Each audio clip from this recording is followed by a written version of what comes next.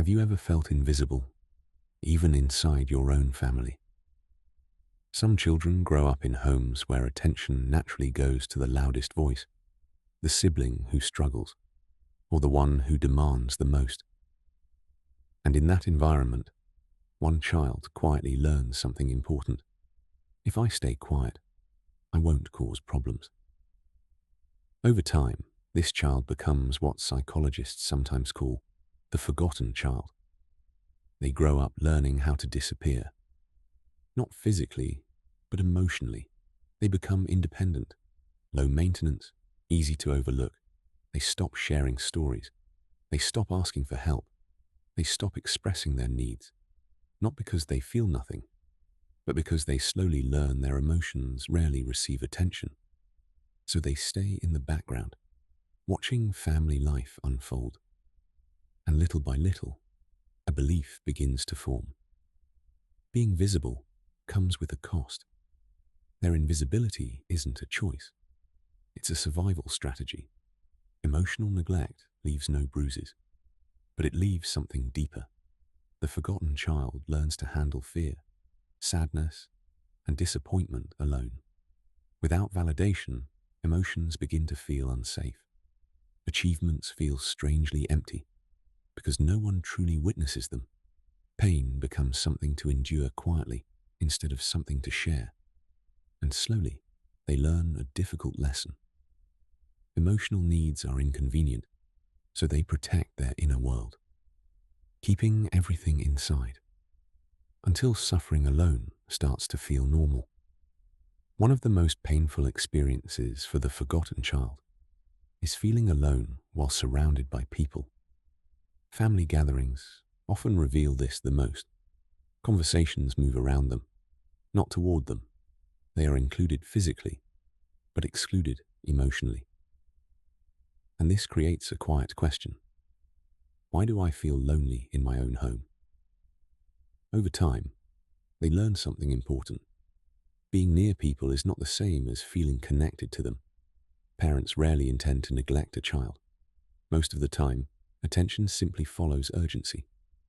The child who behaves well or seems independent is assumed to be fine, so parents offer fewer corrections, but also less guidance, less praise, less involvement, and too soon, the child learns to manage life alone. Absorbing another silent rule: love is earned through silence, not through expressed needs. Outside the home, the pattern often continues. In classrooms, quiet children fade into the background. Teachers focus on disruption, not withdrawal. Struggles with anxiety, learning difficulties, or bullying often go unnoticed because the child never asks for help. Socially, they become observers, watching life happen around them, present but never central. And this slowly reinforces a painful belief. My struggles don't really matter. Over time, invisibility shapes identity. The forgotten child doesn't just feel overlooked. They begin to believe they are less important. This creates anxiety around speaking up, guilt around having needs, and constant self-doubt. Praise feels uncomfortable. Achievements are minimized, and rejection is quietly expected, even long after childhood ends. To cope with this pain, the forgotten child develops strategies. Withdrawal protects them from disappointment. People-pleasing becomes a safe way to maintain connection. Perfectionism offers control and conditional worth. These strategies once protected them, but later in life, they can make relationships feel unbalanced, boundaries feel selfish, and rest feels like something that must be earned. If emotional neglect remains unaddressed, its effects often follow into adulthood. Some struggle with intimacy, fearing abandonment or emotional dependence.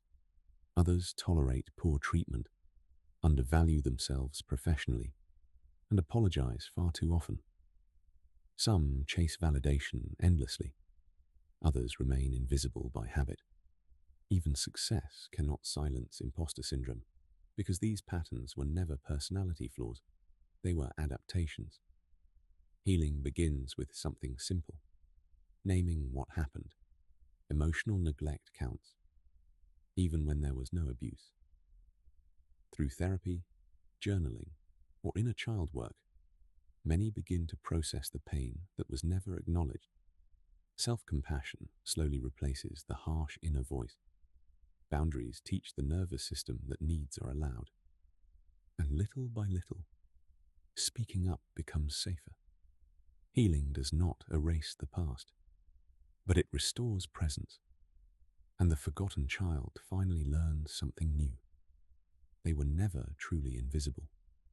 And slowly, they step out of the shadows.